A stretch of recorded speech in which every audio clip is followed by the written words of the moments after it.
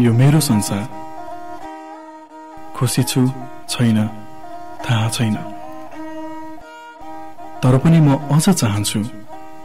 तर के? प्रदूषण होइन, प्रदूषणले त मेरो वातावरणलाई प्रदूषित बनाइरहेको छ।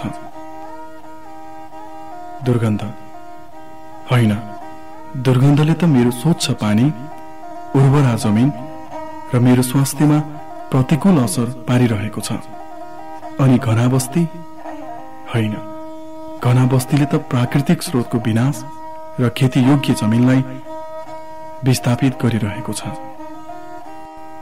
म शिक्षित भएँ, तर त्यही क्रममा वातावरणसँग प्राकृतिक रूपले जिउने प्रक्रियामा म पटमूर्ख नै रहेँ।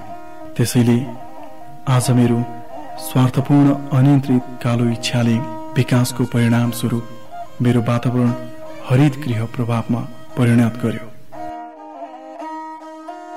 जसको असरले तापक्रम प्रतिकूल रूपमा वृद्धि हुँदैछ। तापक्रम वृद्धिको कारणले हिम श्रृङ्खलाहरू बग्लिँदैछ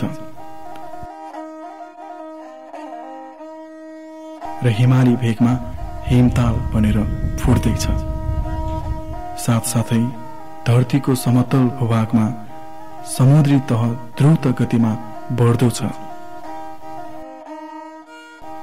परिणाम स्वरूप हरेक जीवन निर्वाह हुने एउटै वातावरण मेरो स्वार्थी कर्मको कारण परिवर्तित भई अभिशाप हुँदैछ।